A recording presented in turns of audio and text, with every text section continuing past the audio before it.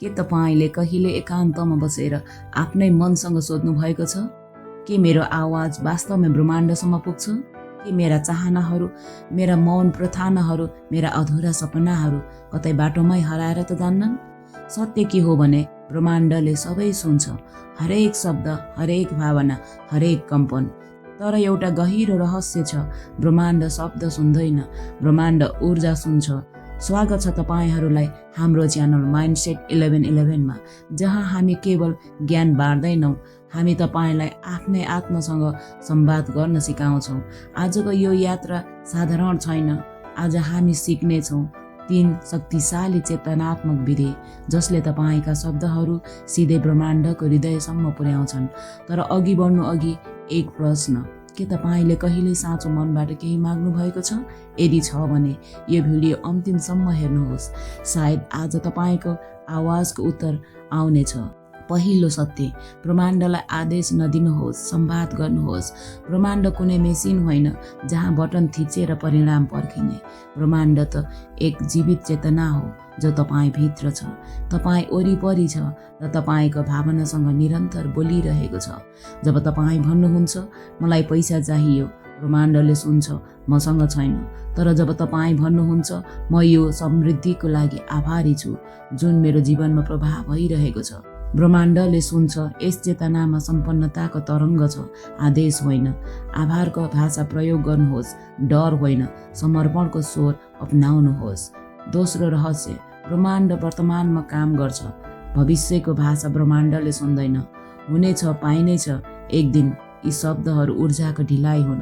तर जब तपाईँ भन्नुहुन्छ म कृतज्ञ छु किनकि म अहिले नै सुरक्षित छु, सम्पन्न छु, मार्गमा छु, यो ऊर्जा ब्रह्माण्डले तुरन्त समात्छ। याद राख्नुहोस्, समान ऊर्जा समान ऊर्जालाई आकर्षित गर्छ। यो कुनै जादु होइन, यो चेतनाको नियम हो। तेस्रो शक्ति, शब्द र दृश्यको मिलन। आँखा बन्द गर्नुहोस्। जुन जीवन तपाईँ चाहनुहुन्छ त्यो अहिले नै जिरहेको अनुभूति गर्नुहोस्। घर चाहनुहुन्छ, त्यो घरको ढोका खोल्दै गरेको महसुस गर्नुहोस्। भित्ताको सुगन्ध, झ्यालबाट आउने उज्यालो, आफ्नो मनको शान्ति र बिस्तारै भन्नुहोस् धन्यवाद ब्रह्माण्ड, यो मेरो जीवन हो। जब अनुभूति र शब्द एक हुन्छन्, चेतनाले ब्रह्माण्डलाई स्पष्ट सन्देश पठाउँछ। गहिरो बोध, तपाईको शब्दहरू केवल ध्वनि होइनन्, तिनीहरू बिउ हुन्। आज तपाईले बोलेका शब्दहरू भोलिको जीवन बन्छन्। त्यसैले शब्द बदल्नुहोस्, ऊर्जा बदलिन्छ। ऊर्जा बदल्नुहोस्, दिशा बदलिन्छ। दिशा बदल्नुहोस्, जीवन बदलिन्छ।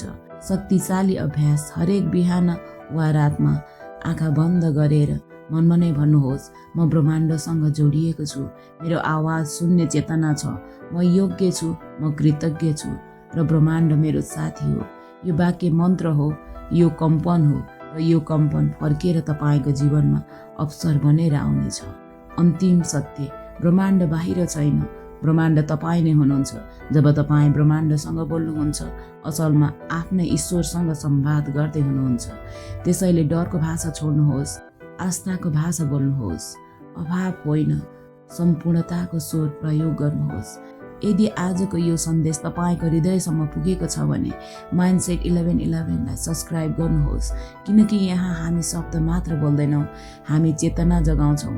भिडियोलाई लाइक, सेयर गर्नुहोस् र कमेन्टमा आफ्नो आजको सङ्कल्प लेख्नुहोस्, किनकि लेखिएको शब्द ब्रह्माण्डले अझ गहिरो गरी सुन्छ। धन्यवाद।